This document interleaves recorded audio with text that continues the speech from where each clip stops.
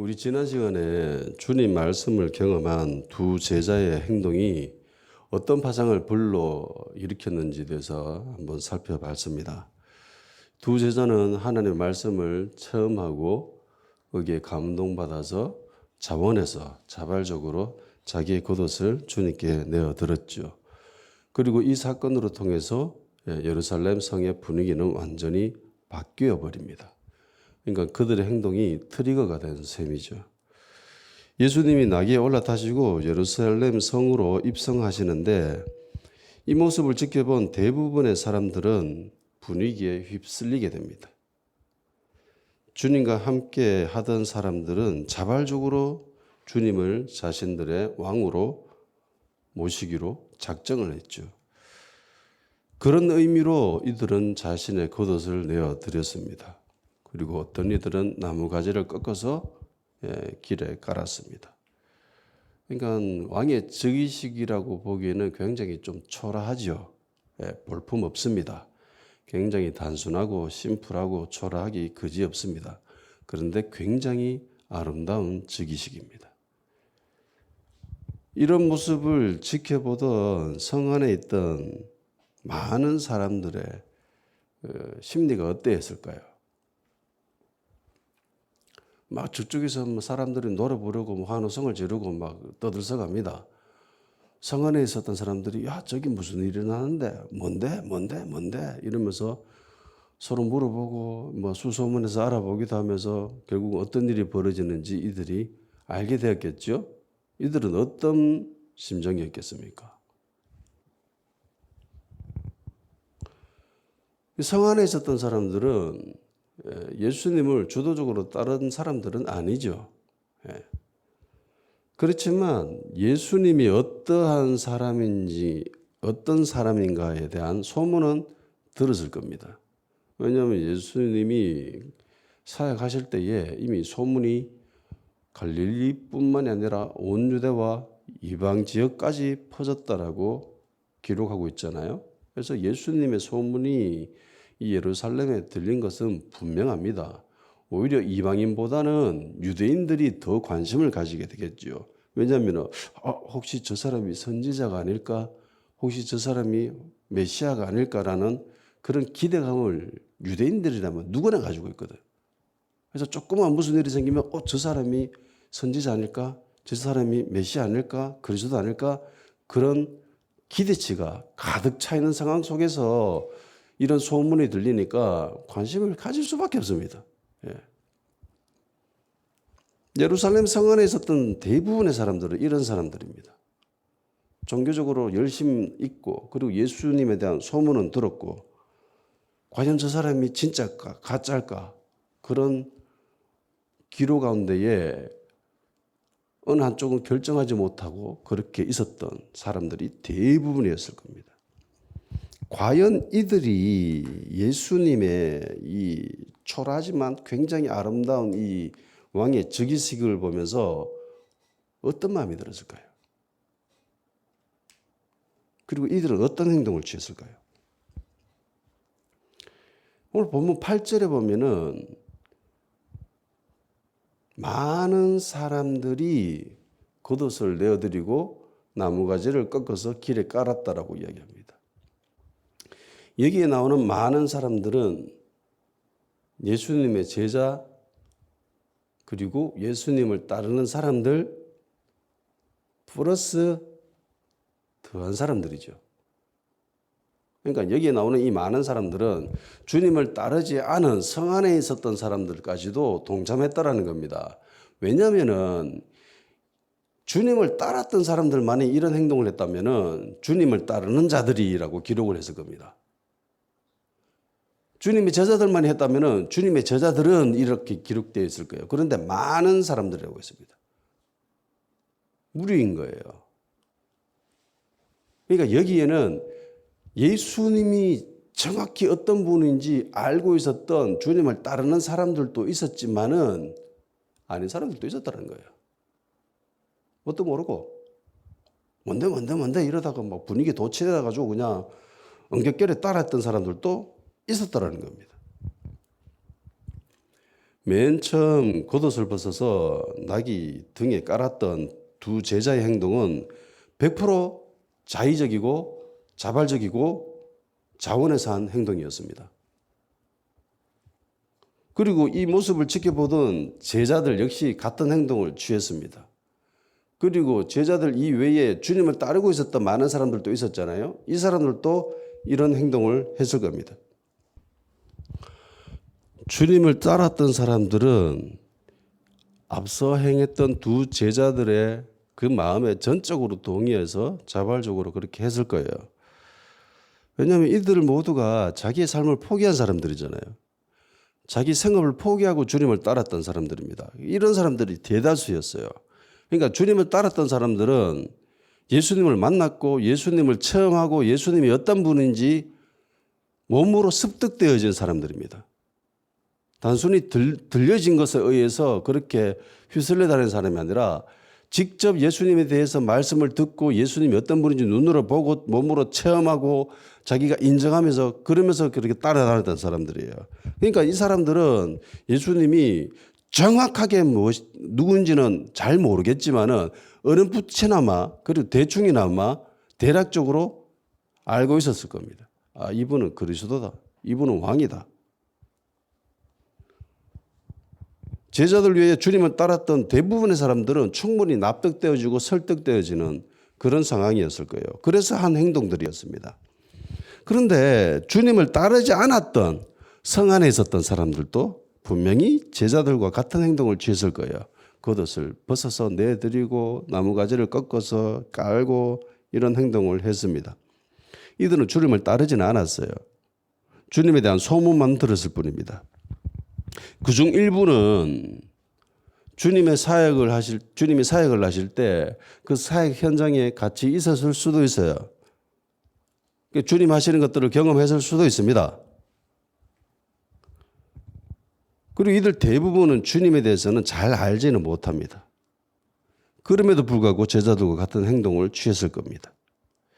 만일 제3자가 지금 예수님이 즉위식을 하면서 예루살렘 성 안에 입성을 하실 때에 많은 사람들이 겉옷을 내어드리고 길에 깔고 나무까지 꺾어서 길에 펴고 하는 이 행동을 보면서 앞뒤로 수많은 사람들이 호산나 다윗의 이름으로 오시는 이여라 하면서 찬양하면서 그렇게 지나갈 때에 제3자가 딱 봤을 때 저들 중에 누가 과연 제자이고 누가 과연 제자가 아닌 그냥 성 안에 있었던 사람인가 구별할 수 있겠습니까? 구별할 수 있을까요? 구별이 안 돼요. 만약에 제3자가 봤다면은 그들의 행위로는 도저히 구분할 수가 없습니다.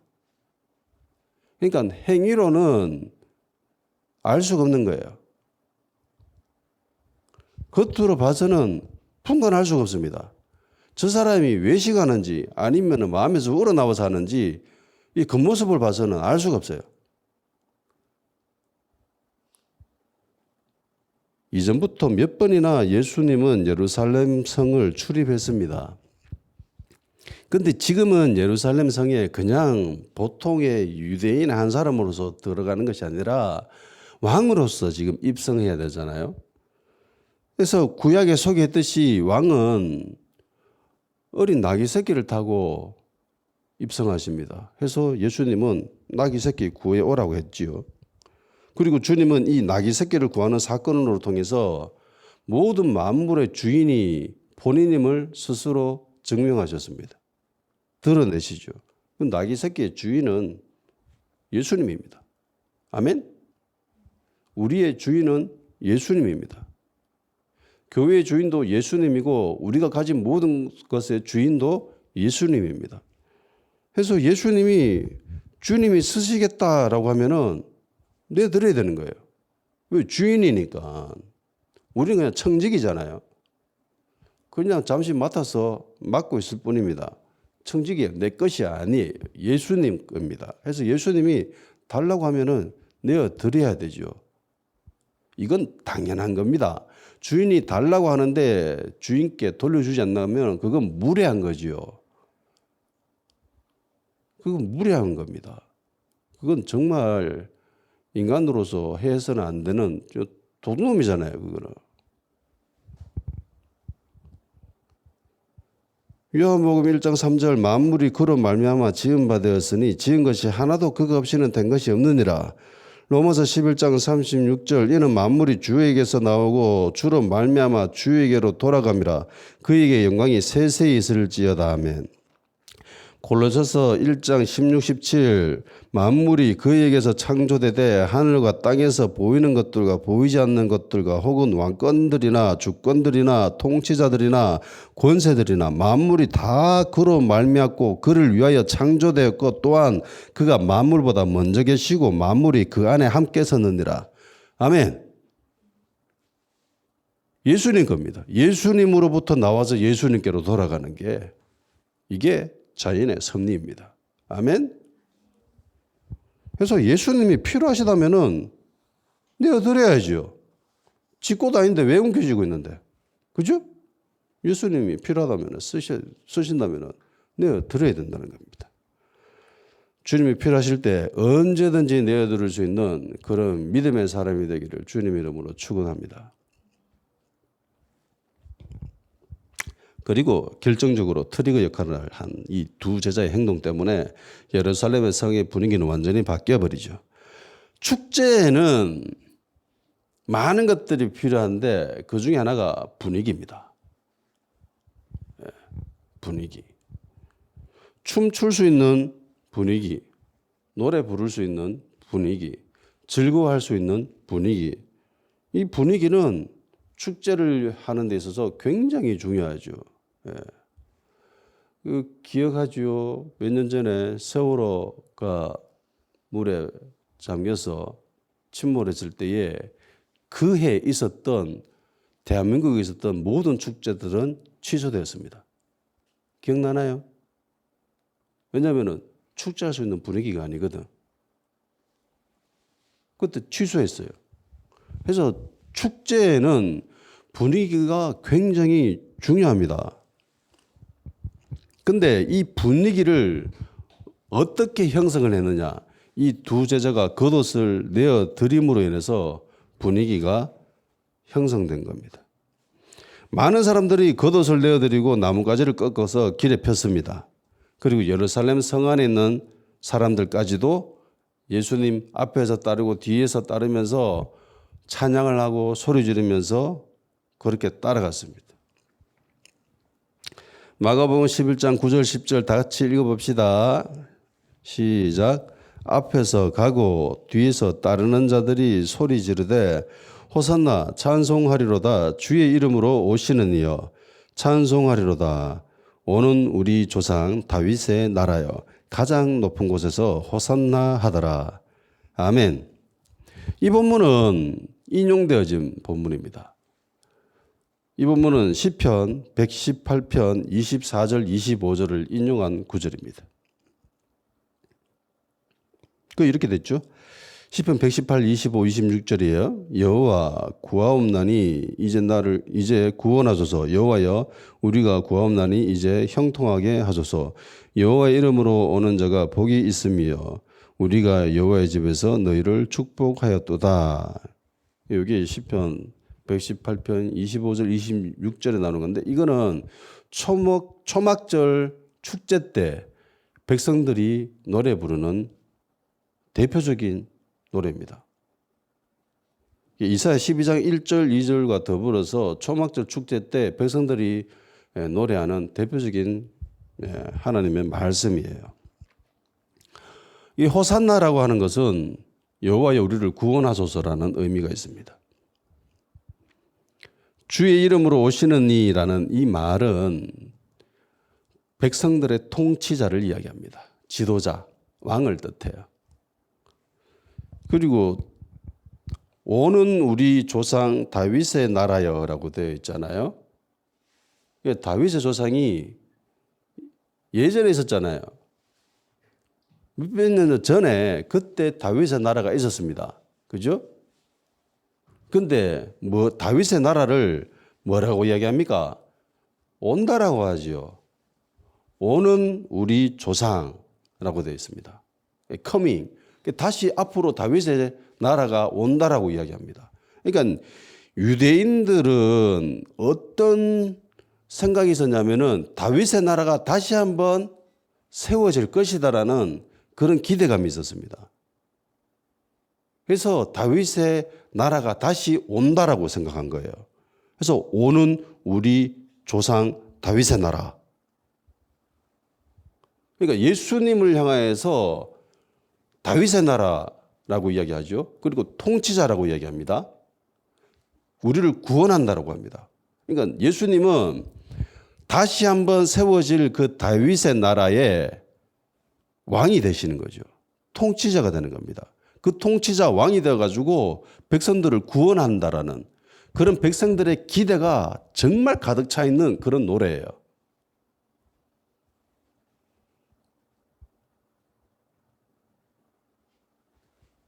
그리고 예루살렘 성 안에 있는 제자들을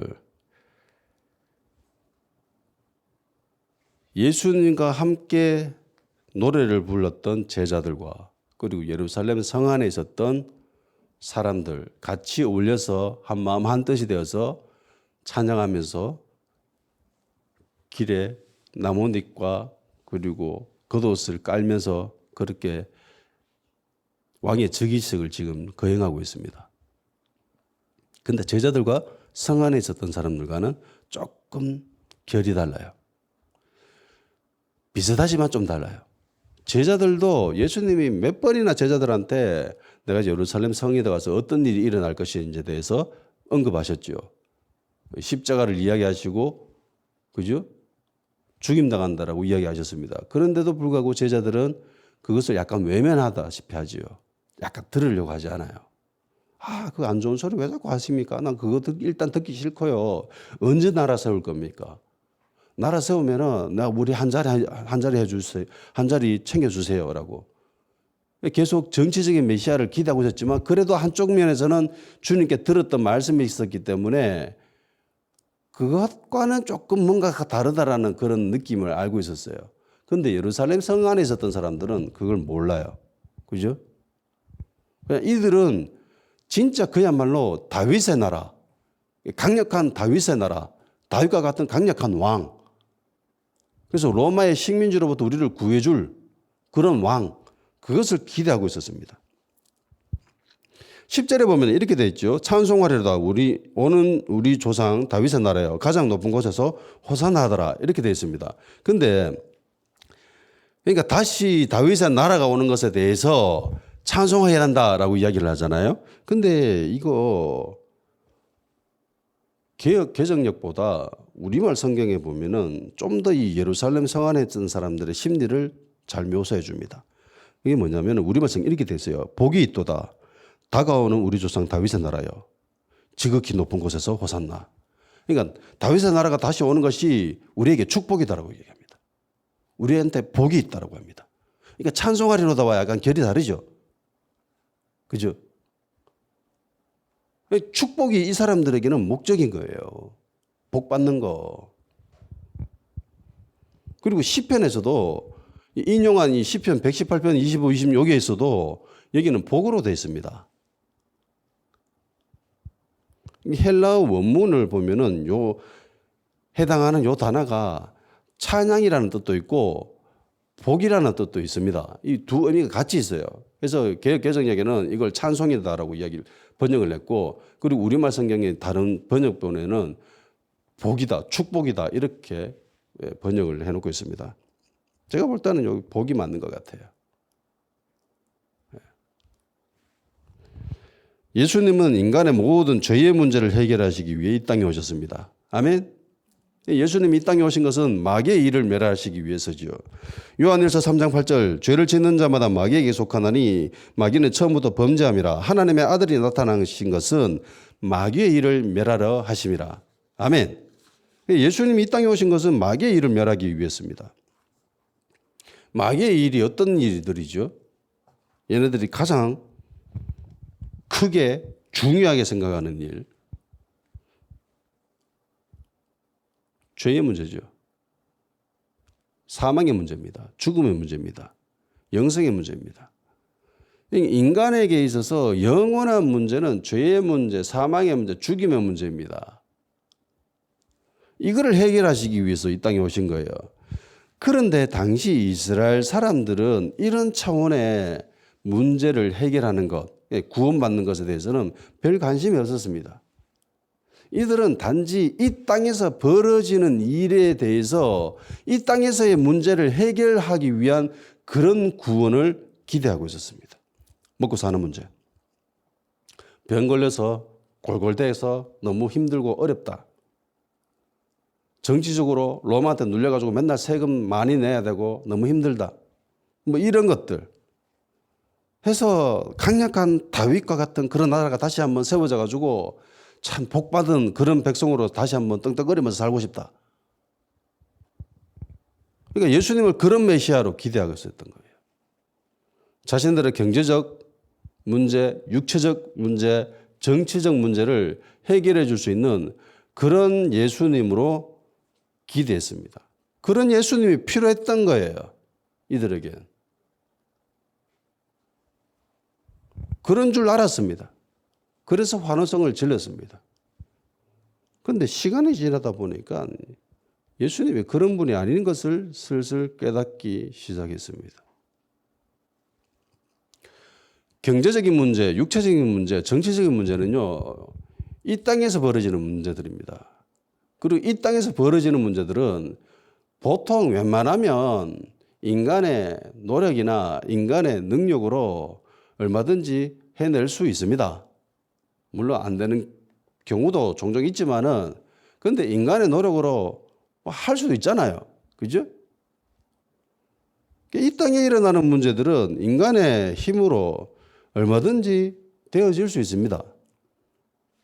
근데 죄의 문제, 죽음의 문제는 이 땅의 문제가 아니에요. 이거는 이 땅에서 잠시 있다가 사라지는 그런 문제가 아니잖아요. 영원히 지속되는 문제입니다. 인간의 힘으로는 어떻게 도저히 해결할 수 있는 그런 문제가 아니에요. 이거는 오직 하나님만이 해결할 수 있습니다. 그래서 예수님이 이 땅에 오신 거예요. 근데 인간에 있어서 진짜 중요한 이 두 번째 영역에 대해서는 아이러니하게 인간들이 별 관심이 없습니다.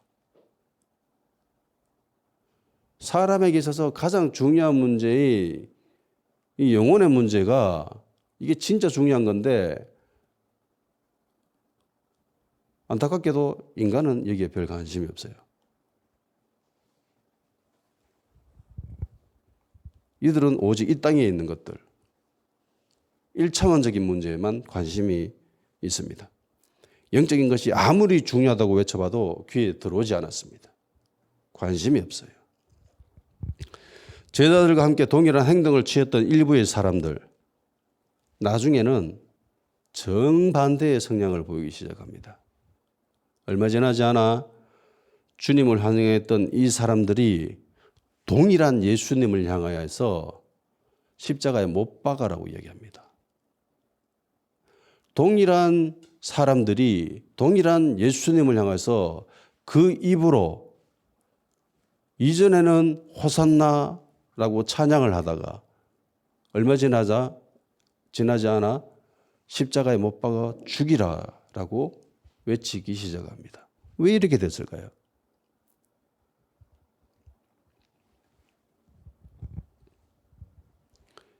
분위기에 휩싸이면은요, 얼마든지 벌어질 수 있는 이야기입니다.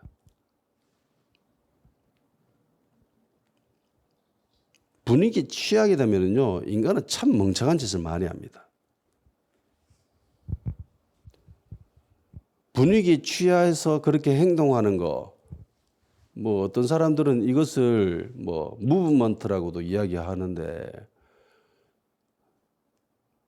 그 인터넷에 보면은 그 테드라고 하는 프로그램 있잖아요. 유튜브에 종종 올라오는데 거기에 그 리더십에 관한 영상을 다루는 3분짜리 아주 짤막한 영상이 있습니다. 거기 보면은 사람들이 잔디밭에 수많은 사람들이 쭉 앉아 있어요. 경사진 언덕에. 그리고 어떤 젊은 청년 하나가 약간 미친 듯한 행동을 합니다. 우통을 벗어요. 우통을 벗은 청년이 앞에 뛰어나와가지고 굉장히 우스꽝스러운 춤을 추기 시작합니다. 사람들이 그걸 보면서 낄낄대면서 웃고 있어요, 그냥. 예. 그러고 있다가 한 사람이 갑자기 거기에 동참합니다. 그래서 막 이렇게 춤추면서 그래요. 똑같이 행동하니까 이 첫 번째 그 행동을 취했던 사람이 그 사람과 같이 더불어 격려해 주면서 막 이렇게 같이 합니다. 그러니까 이 두 번째 사람이 자기 친구들을 데리고 와요. 불러요. 서너 명 같이 더 옵니다. 그래서 똑같은 그 우스꽝스러운 춤을 추기 시작해요.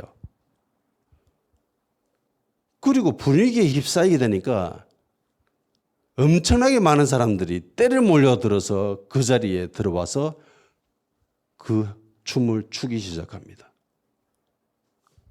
그리고 그 춤을 추지 않은 사람들은 진짜 몇 명 없어요.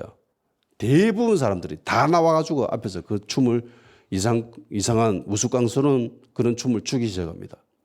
보면 굉장히 웃기기도 하고 뭔가 시사점도 있고 뭐 그래요. 세상 사람들은 그걸 리더십이라고 이야기를 합니다. 분위기를 어떻게 만들어 가야 되는가? 어떻게 조장해야 되는가? 뭐 이런 식으로. 근데 그게 마음에서 우러나는 행동이 아니잖아요. 그죠? 그냥 분위기에 취했을 뿐입니다. 분위기에 취해서 한 어리석은 행동들이 참 많습니다. 그렇게 해가지고 결혼한 커플들도 참 많아요. 왜 결혼했습니까? 아휴, 술이 웬수지 이러면서 그런 사람들 주위에 종종 있거든요. 자녀가 엄마한테 엄마 왜 아빠 만나서 나를 낳았어요? 이렇게 물어보면 아휴 그때 술이 웬수지 이러면서 그런 사람들이 종종 있어요. 드라마 보면 그런 소리 하는 사람들이 꽤 있거든요.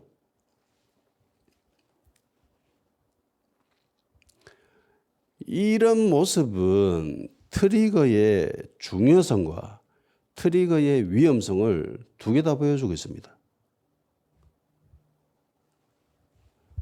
마음에서 우러난 사람은 진짜라고 할 수 있겠지요. 그런데 마음에 우러나지 않고 그냥 분위기 취해서 휩쓸려서 한 사람은 그냥 흉내낸 거예요. 그죠? 흉내내는 것은 우리는 가짜라고 부릅니다. 신앙인에도 가짜가 있고 진짜가 있어요.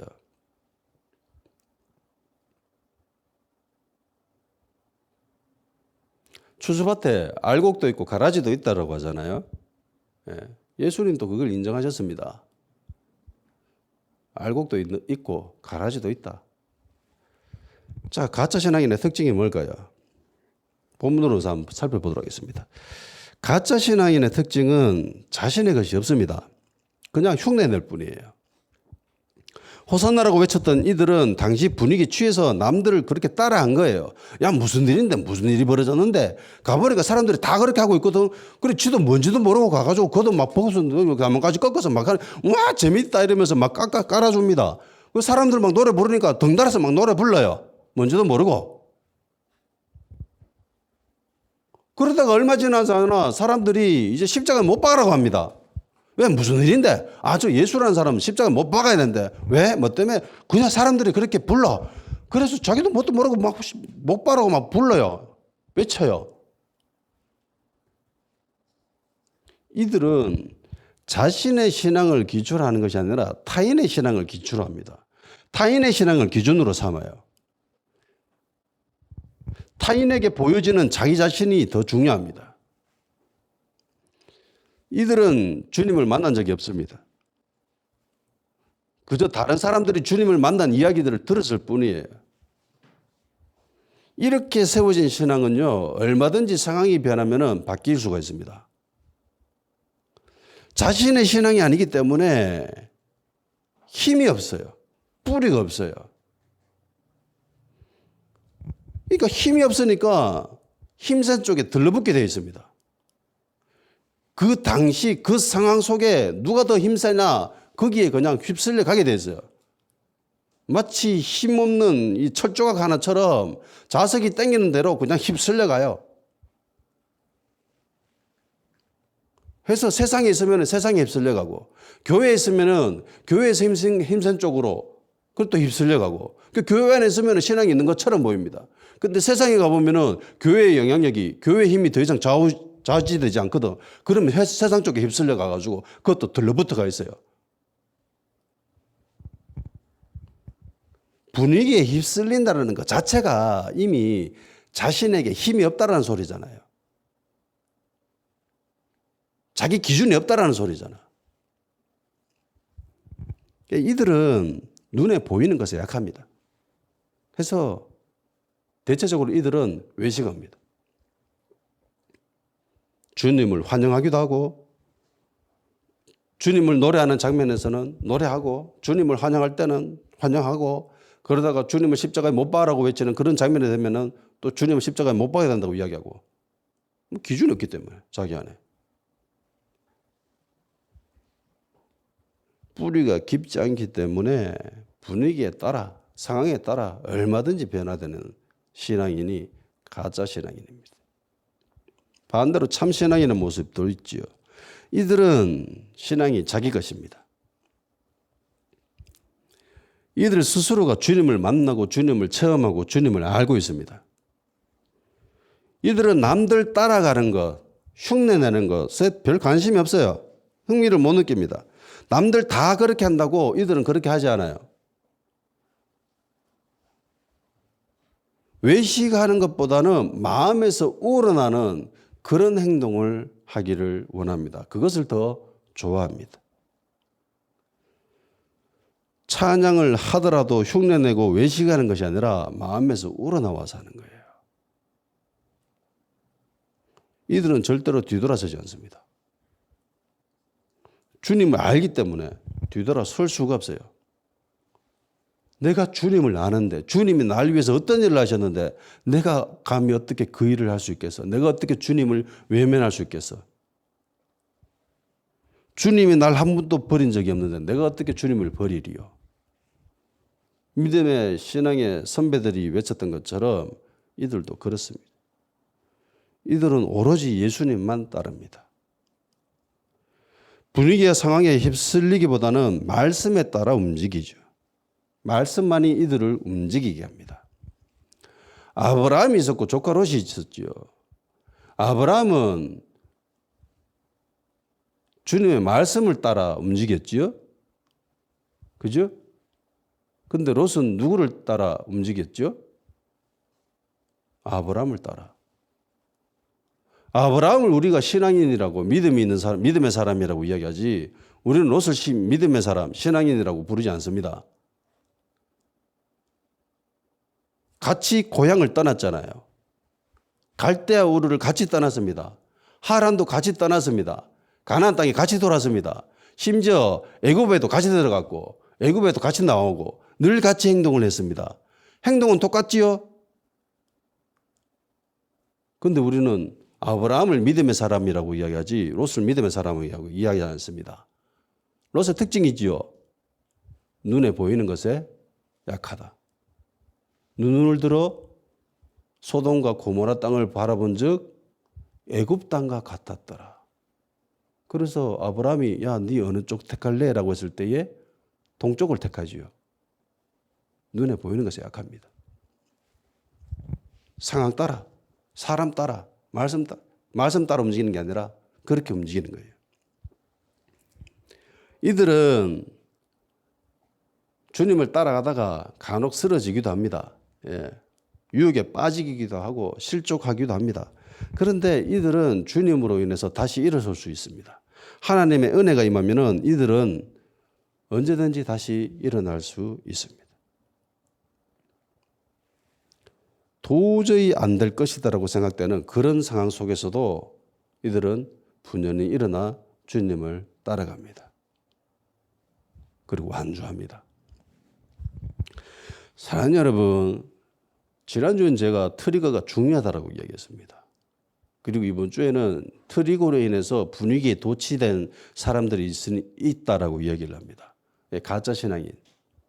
그러니까 트리거를 어떻게 보면은 중요할 수도 있는 반면에 트리거 어떻게 보면 안 좋게 보일 수도 있지요.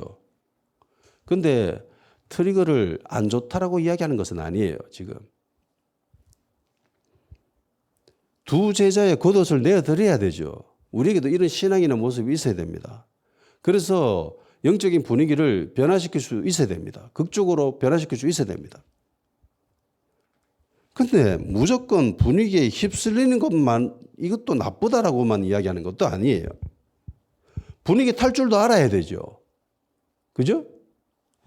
모든 사람들이 같이 재미나게 어울려서 그렇게 놀 줄도 알아야 됩니다. 축제예요. 모든 사람들 웃고 떠들고 그렇게 놀고 있습니다. 근데 지 혼자 울고 있어요.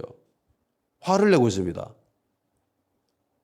그럼 이 분위기가 맞지가 않아요. 무거운 분위기 속에서 분위기 파악 못하고 혼자 까불고 놀고 있으면 정신적으로 문제 있는 거죠. 정신적으로 문제 있는 겁니다. 사이코죠. 분위기 파악 못하는 사람은 사이코라고 얘기하잖아요. 정신이 이상자입니다. 그리스도인들도 분위기 탈 줄 알아야 됩니다. 잘 어울릴 수 있어야 됩니다. 웃는 자와 같이 울고 웃는 자와 같이 웃을 줄 알아야 됩니다. 그게 그리스도인이에요. 트리거가 될 수도 있어야 됩니다. 분위기를 그렇게 주도적으로 변화시킬 수 있는 그런 믿음의 사람도 되어야 됩니다. 분위기 파악할 줄도 알아야 됩니다. 근데 제가 이야기하는 것은 진짜 중요한 것은 자신의 신앙이어야 된다는 겁니다. 남의 신앙에 거기 휩쓸려서 그렇게 가면 안 된다는 거예요. 제자들은 주님을 경험했지요. 주님을 압니다. 그리고 주님을 따랐습니다. 그런데 예루살렘 성 안에 있었던 사람들은 주님을 따랐던 사람이 아니에요. 주님을 만나지도 않았습니다. 주님을 대해서 제대로 알지도 못하는 사람, 그런 사람들입니다. 이런 사람들도 그 분위기에 휩쓸려서 그렇게 행동을 했습니다. 같은 행동이라 할지라도 이 둘은 엄청난 차이가 있지요. 왜냐하면 끝을 보면 알 수 있어요. 끝에 같은 행동을 한 사람이지만은 제자들은 끝까지 주님을 따르죠. 그죠? 근데 같은 행동을 한 사람이지만은 가짜들은 십자가에 못 박아 죽이라고 얘기합니다.